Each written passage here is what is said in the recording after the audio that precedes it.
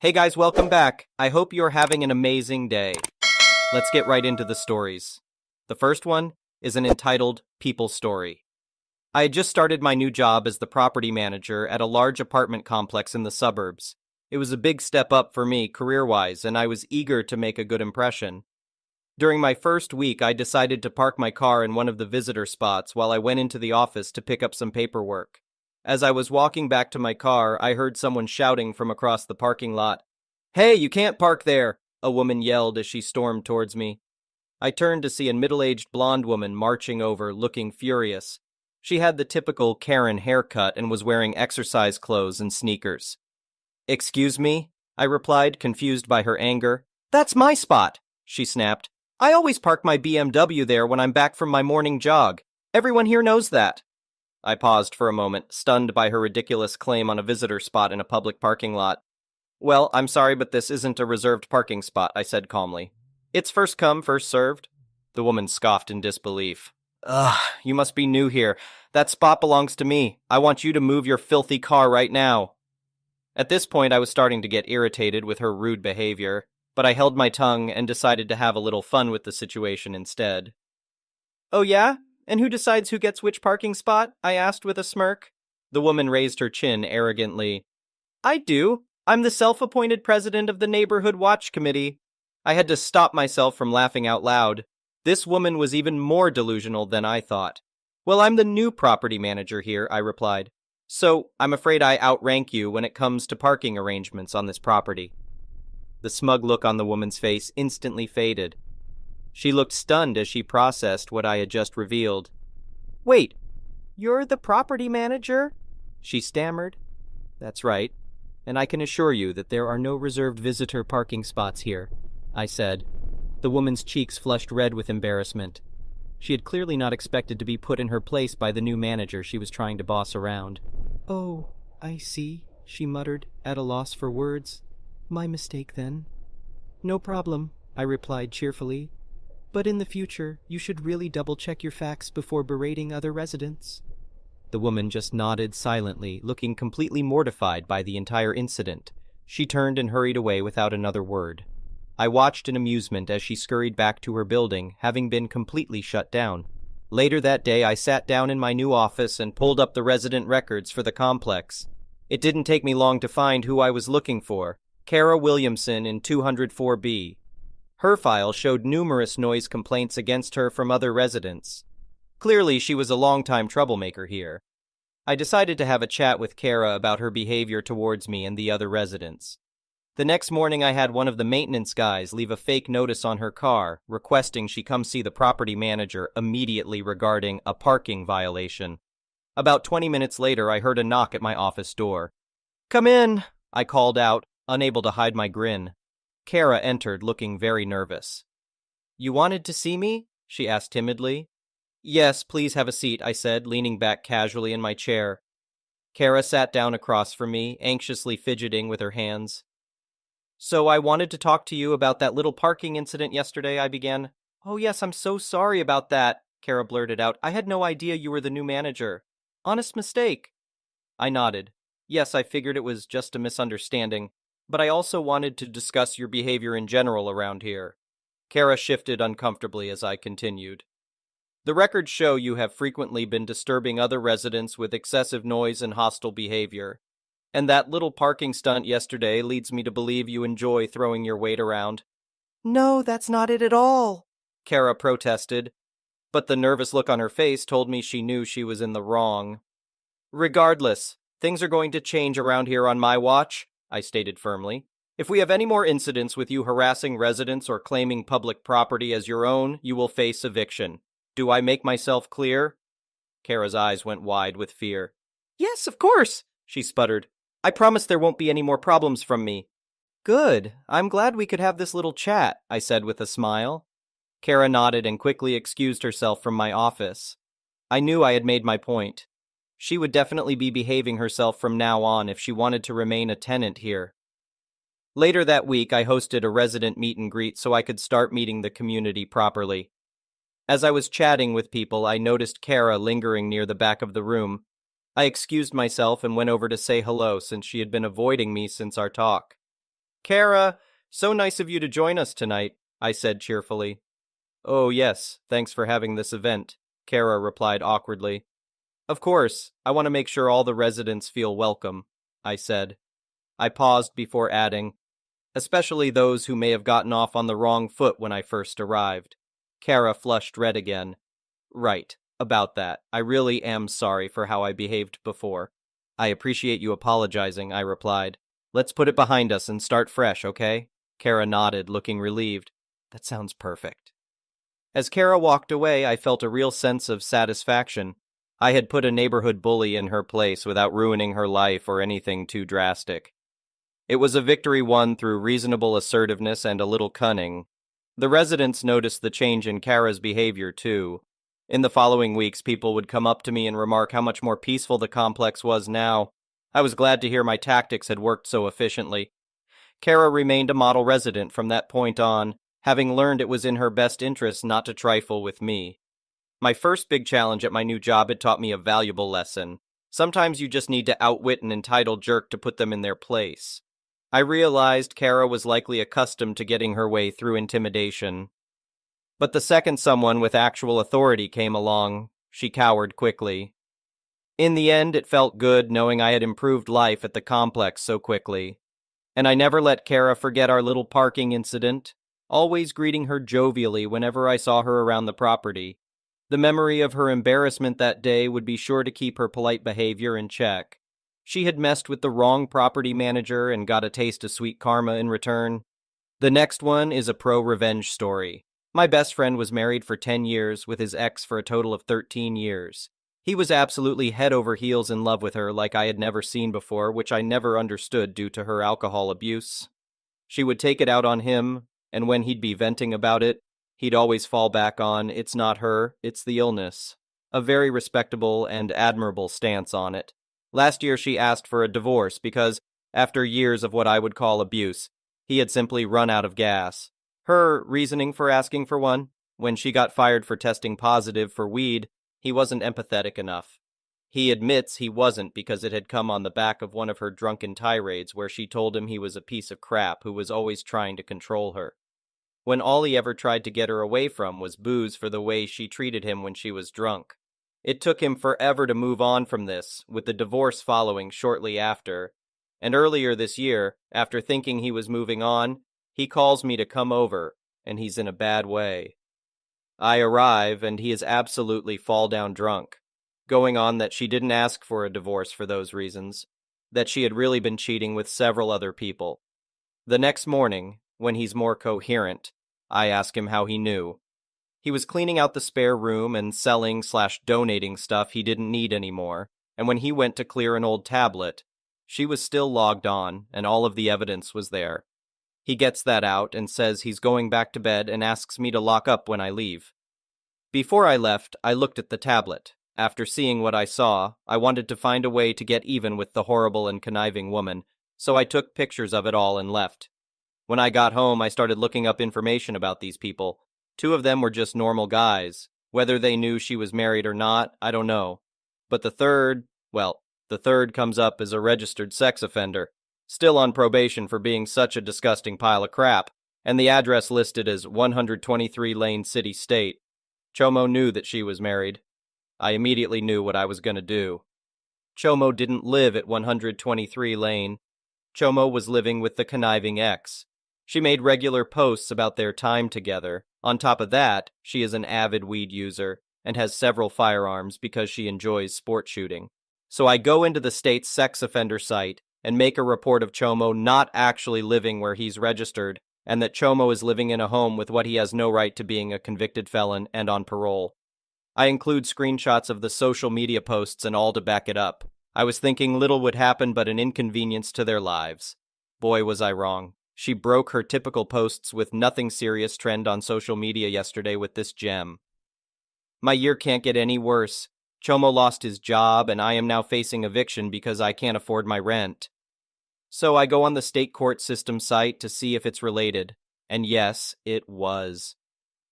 Chomo was rearrested. She clearly can't post bail, or Chomo would be out. The job she took after being fired definitely can't support her lifestyle. so he's probably going back to prison or at least jail, and she's a breath away from being homeless. I don't know if I'd ever tell my best friend I was the one behind this, but he is definitely ecstatic to see a horrible woman and sewer rat get what they deserve. Part of me wants to put up the sex offender registration link and that it's sitting in jail and say something to the effect of, "It's a little more than losing a job," but not wanting to make my best friend's life harder, I'll just let sleeping dogs lie. The next one is a petty revenge story. When I was young and naive, I lived in France and started dating a French university student. We lived together for a while. It didn't go well. He was very controlling and manipulative. Fortunately, with the help of some very kind French neighbors, I escaped and returned home. His family didn't take it well. I was his first serious girlfriend, and he was the golden child. How dare I hurt him by leaving? Then he faked a suicide attempt. I started getting hateful phone calls from his mother demanding that I return, until one night I got a call from his brother. This was odd because they didn't get along. The brother was an affair child, definitely the scapegoat. The brother had been approached by the neighbors who had hinted that perhaps my ex wasn't the saint that his mother believed. The brother asked me for my side of the story. I didn't really understand that I had been abused at the time and struggled to explain it, in a non-native language to boot. I wasn't doing well at articulating what had happened. For some reason, the one thing that really stuck in my mind, and really creeped me out, even more than the abuse for some reason, was that he had named his penis. Not only had he named it, but he insisted that I call it by name at all times. I mentioned this to his brother as something that I felt really uncomfortable with, then almost as an afterthought mentioned that he had also named the brother's penis and often compared them. There was a very long silence. Then the brother ended the call abruptly with what sounded like, "If you've ever met an angry French person, you'll know what I mean." A series of infuriated noises followed by a growl and almost certainly a lot of hand gestures that I couldn't see. 2 days later, I got a call from his father apologizing on behalf of the family and saying that they would be getting my ex help before they finally left me alone. The next one is a malicious compliance story. About 2.5 years ago, my apartment was broken into during a camping trip. Some things were stolen, including multiple firearms. A year and a half ago, one of my firearms was found with some kids selling crack in a small city right over the border of the next state. The plea deals fell through, and the girl the cops had initially mentioned was going to trial. I received a letter in the mail telling me of the court date and location, but it was explicitly not a summons. Whatever, I wanted my gun back sooner than later, so I went. Both the prosecutor and the assistant prosecutor were out sick, one with COVID. They made us hang around for a while for no reason, and eventually I just left. They didn't like that, but whatever. Being there was legally voluntary. I told them they could mail me the new date and I'd deal with it then. 3 weeks went by, and here we are this morning. I got home from work and checked my mail. There are 2 letters, one for the first girl and another for a guy I know just as an accomplice from the updates about the girl. His trial is today and hers is tomorrow. I went to the courthouse 40 minutes away and let them know I'm here, everything is fine. They brought in the jury pool and spent 2 hours getting down to 7 jurors. The trial started and we were just patiently waiting, 4 cops and 1 other civilian victim witness. They told us no worries, this will be super quick. They basically just need to ask if it's the firearm I reported stolen and I'll be on my way. They called in all the cops who were getting paid this whole time. It's now 1 p.m. I had been up for 24 hours on 3 hours of sleep the day before, after working a 12-plus hour overnight shift. My entire body was cramping, I was super uncomfortable, and I was exhausted. I last ate at 10 p.m. The assistant district attorney came out and told us they're taking an hour lunch break. I told her I can't stay and I need to leave. She told me I'm not allowed to. I already presented as a witness to the judge. I'd been summoned. I hadn't. They can charge me with this or that. One of the cops told me they could detain me. The judge could order me, after I pointed out I hadn't been summoned, and again, this is voluntary. Basically, they tried to strong-arm me when all I wanted to do was go home. I pointed out that this guy isn't even who I was told was found with my gun. The assistant DA started explaining how, oh no, he totally was. I don't know who you heard that from, my local PD mentioned the girl by name originally, giving me all these details about the case, then re-emphasizing, I really must stay or I'll be charged with a crime. Don't worry though, we'll get you in right away so you can leave soon being in more than an hour, minimum. Here's the thing, The judge issued a sequester order first thing in the morning before jury selection. I said fine and waited. Here comes the single greatest act of malicious compliance I've ever committed in my life. All the attorneys came in, all the jury came in. The judge made me swear to tell the truth. I did. As soon as I finished, I blurted out the prosecutor broke the sequester and was telling me about the case during the break. Stop. Everyone except the lawyers out, including me. Eventually, they brought just me back in. The judge again made me swear to tell the truth, confirmed I understood what was happening, told me the importance of a fair trial. Maybe don't witness tamper then. And explained that witnesses are never to volunteer information and are only to answer the questions. You've been summoned, and it's a legal obligation. I let him finish and mentioned that I have never been summoned. He said, "Then I'm ordering you, understood?" Yes, everyone came back in. We all took our oaths again. The prosecutor that was threatening me started asking questions. Here's the thing, I swore to tell the truth. I never agreed to tell it in a way that makes her life easier. She asked me some basic questions, name, age, what I do for work, etc. Then she got into the actual questions. Do I own weapons? Did I report any stolen around this date? Did I own one of this model? Did I report this model stolen, etc.? Is this your gun? It certainly looks like it. Did the entitledparents police contact you when it was recovered? No. Who did? YYP Police Department, my local PD. Did they give you any details regarding how it was recovered? They said it was allegedly used in a crime by a girl's name. Defense objects, and the judge strikes that from testimony. By now, the DA is realizing that she's giving me too much leeway and starts asking for yes or no answers. Eventually asks if I'd recognize the serial number if I saw it. I tell her no. And that roughly sums up my questions from her. Then it's the defendant's turn, and it goes exactly as you would expect by now. I answer truthfully, but in favorable wording. You said it looks like your gun, but you can't confirm? I'd need to compare the serial number against the police report, or the gun shop which still has it on record. Do you know who stole your firearm? No. Do you recognize Ziz? No. She asked a few more plausible deniability questions, and then I was free to go. I can't wait to be back tomorrow for the girl's trial. I'll probably be much less malicious, but I know the DA will be nervous when she sees me. Court is officially over, so the sequester order is no longer in effect. Good times, and don't worry if I botched her case in this regard. That kid had more than enough charges. He should have taken the plea deal. The next one is an entitled people story.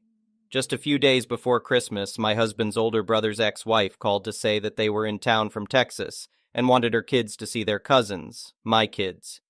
We had been extremely busy and had many plans between my husband's aggressive chemotherapy treatments and life in general. But I told them that we had 2 hours in between our busy schedules. They came over and we welcomed them and were gracious hosts. The oldest son, Billy, asked about our Christmas lights. I told him that these are Govey lights and how they come equipped with preset lights for every occasion holiday, and I have been making my own patterns on them. He asked me to show it to him, which I did, but then he asked if he could make some too. I told him no, because the last time you had my phone, you downloaded a few games, and a couple of them had viruses which my cell phone carrier had stopped. My husband and I have some properties and a property management company. I got a call and walked away to answer it. As I came back to where everyone was seated, Billy grabbed the phone out of my hand, and I asked him to give it back, but he held the phone away from me. I am 5 feet 7 inches tall and just under 130 pounds versus his 6 feet and over 260 pounds. My husband walked over and grabbed it just as rudely and told him never to grab things out of people's hands. Well, the mother, Barb, didn't like that. She has said many times that we don't like to say no to our kids because there are too many no's in the world. Meanwhile, Billy was throwing a temper tantrum while Nick, the second born, couldn't keep his hands off the candy jar. I have this candy jar that is like a tree with 5 glass jars. I fill it up with colorful candies. I had sealed it so we don't have a temptation to have some. There were some leftovers that I gave them. They grabbed handfuls and stuffed their pockets with it, so I don't know why he wanted more. Anyway, the candy jars came crashing down and there was glass everywhere.